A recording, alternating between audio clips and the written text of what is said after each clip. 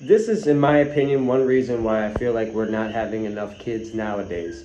And it's because we've been bought this lie that you have to wait all this time to have children.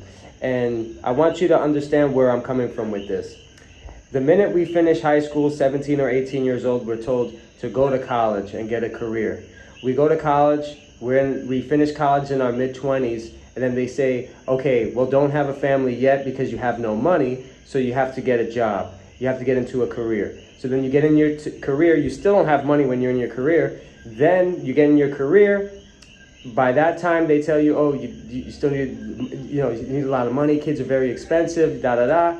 And so what happens is then you're 35, 45 years old, and then now it's like you're not having as many kids. You're having one child, two child, if that, because there's a lot of people who unfortunately aren't able to even have kids at that point.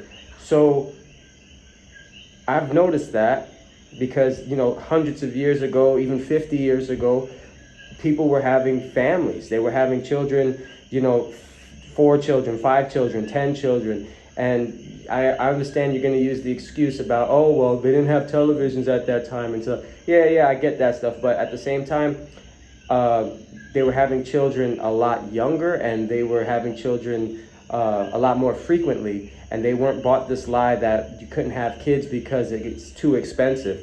So it's just an observation of mine, because I think we should be fruitful and multiply as long as the Lord opens the womb for you and the Lord provides. Get married, have children, and be fruitful and multiply in that way, because we've been bought this lie that don't have a family and don't have a life like in that way until you have all this money, until you have all this these career accomplishments and stuff like that. And it's like it's not what it's about. So yeah, just my nightly rant.